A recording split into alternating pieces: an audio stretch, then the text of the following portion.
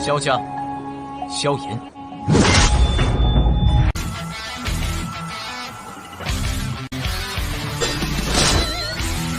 指缝中的光点燃了梦魇，站在天端俯瞰着世界无边无边。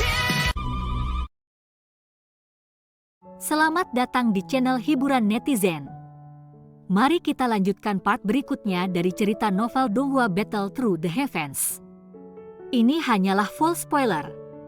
Tanpa banyak kata demi menghemat kuota, segera kita mulai isi ceritanya. Inti manik. Biasanya, itu disebut manik api inti.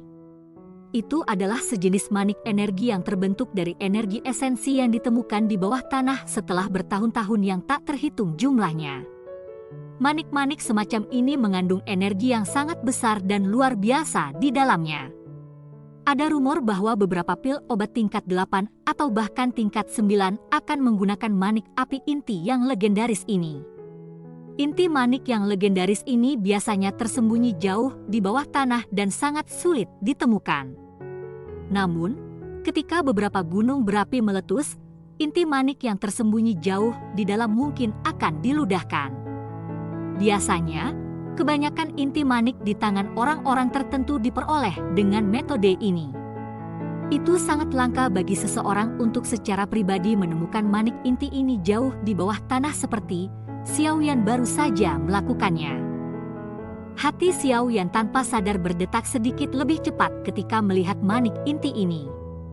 Dia sama memahami betapa langkanya manik inti. Selain itu, manik inti juga merupakan bahan utama dalam menyempurnakan manik inti petir. Manik inti petir bukanlah pil obat. Sebaliknya, itu adalah penyempurnaan yang menggunakan formula yang sangat tidak lazim. Ini disebut semacam metode pemurnian aneh untuk memperbaiki manik inti. Jika perbaikan itu sukses, itu akan berakhir dengan membentuk manik inti petir. Benda ini tidak bisa dikonsumsi oleh seseorang, tetapi itu memiliki kekuatan yang sangat mengerikan. Bahkan seorang elit Duzun setidaknya akan menderita luka serius bahkan jika mereka tidak mati jika mereka dihadapkan pada hal ini. Xiao Yan secara tidak sengaja menemukan penyempurnaan dari manik inti petir ini saat mencari melalui formula obat yang ditinggalkan Yao Lao. Dia ingat itu karena kekuatannya yang mengejutkan.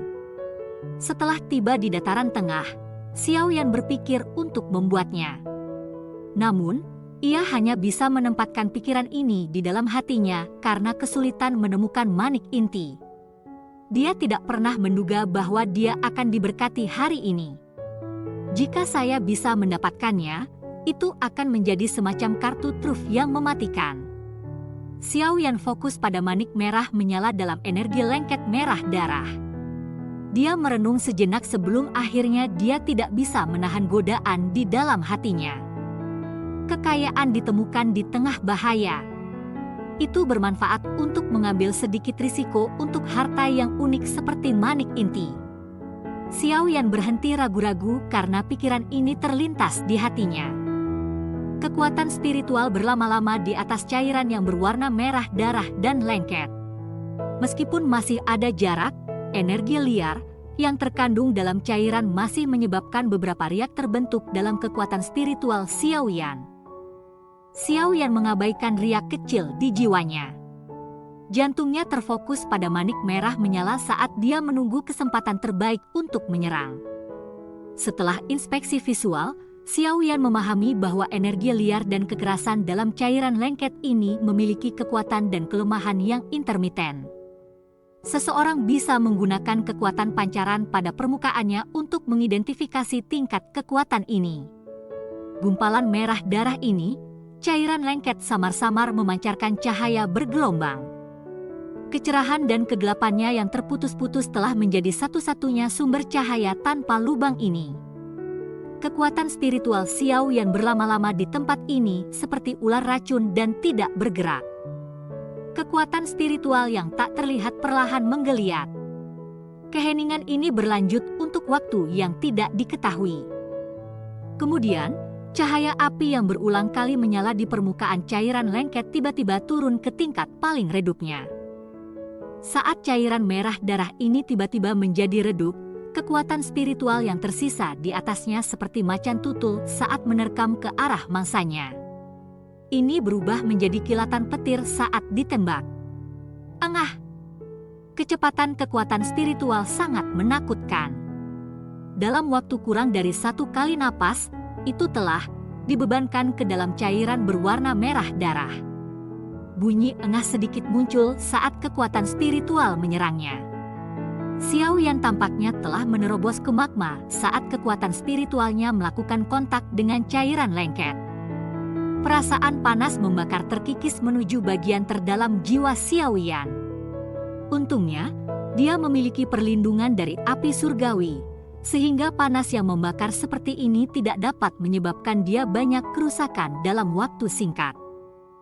Panas yang membakar seperti ini berlanjut untuk sesaat sebelum kekuatan spiritual Xiao Yan dibebankan ke arah manik inti. Kekuatan spiritualnya melengkung dengan cara seperti kilat dan langsung berbalik. Akhirnya, dengan liar ditembak ke arah pintu keluar lubang tanah.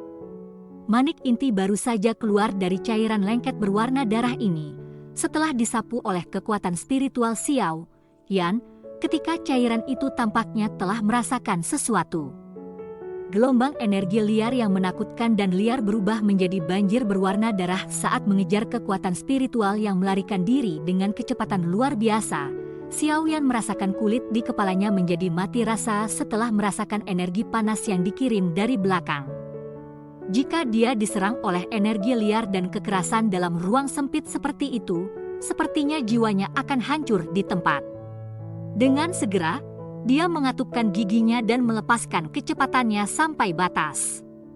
Dengan suara swoosh, dia mengisi ke pintu keluar lubang tanah. Kecepatan Xiao Yan sangat cepat.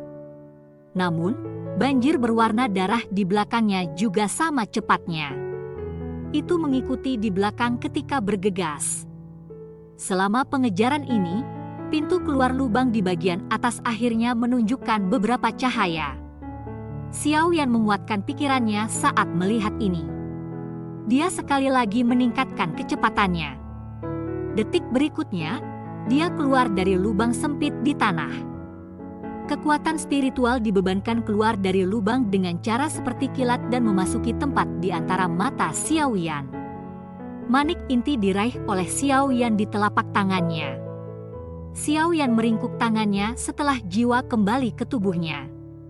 Sebuah kekuatan hisap melonjak keluar dan tablet batu hitam gelap di samping segera bergeser dengan suara gemuruh. Setelah itu, dengan cepat, menutup lubang di tanah.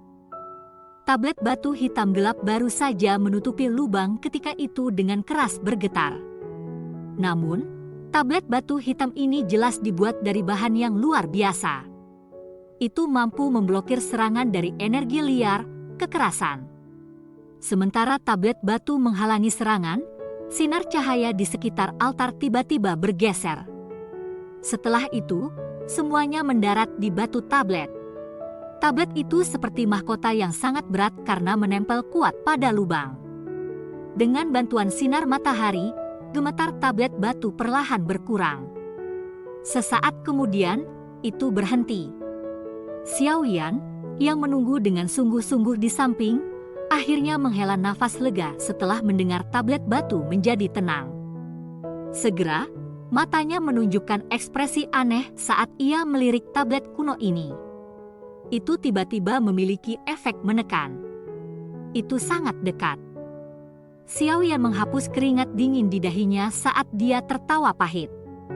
Jika kecepatannya sedikit lebih lambat ketika dia berada di dalam lubang tadi, sepertinya dia bisa melupakan tentang mendapatkan manik inti. Jiwanya mungkin bahkan berakhir dengan luka serius. Setelah secara bertahap menenangkan keadaan mentalnya yang berfluktuasi, Xiao Yan buru-buru melirik dokter peri kecil di samping. Dia menghela nafas lega ketika melihat bahwa dia tidak terganggu. Setelah itu, dia menurunkan kepalanya dan perlahan membuka tangannya. Manik-manik merah menyala tergeletak di dalamnya. Ini adalah manik intia. Xiaoyan dengan lembut mengepalkan tangannya. Perasaan hangat menyebar dari manik inti. Dengan memegangnya, Xiaoyan terkejut menyadari bahwa energi afinitas api sekitarnya sepertinya samar-samar berkumpul di sekitar tubuhnya. Kegembiraan liar tiba-tiba melonjak ke mata Xiaoyan ketika dia merasakan sedikit perubahan dalam energi sekitarnya. Manik inti ini memiliki efek ajaib menarik energi afinitas api di sekitarnya. Apakah dia tidak akan bisa mendapatkan keuntungan 2 kali lipat dengan setengah dari usaha ketika dia dilatih di masa depan? Layak menjadi manik inti. Itu memang misterius. Xiaoyan bermain dengan manik merah menyala di tangannya. Dia tanpa sadar merasa tidak mau meletakkannya karena dia terlalu menyukainya. Hadiah kali ini memang luar biasa. Sayangnya, saya tidak dapat dengan mudah menyingkirkan tablet batu sekarang. Namun demikian, tanpa cairan lengket yang menghalangi jalannya, benih api inti akan muncul sekali lagi. Kecepatan itu menciptakan api matahari juga harus meningkat. Xiaoyan bermain dengan manik inti sejenak sebelum memutar kepalanya kembali ke batu tablet. Dia menggelengkan kepalanya sedikit menyesal.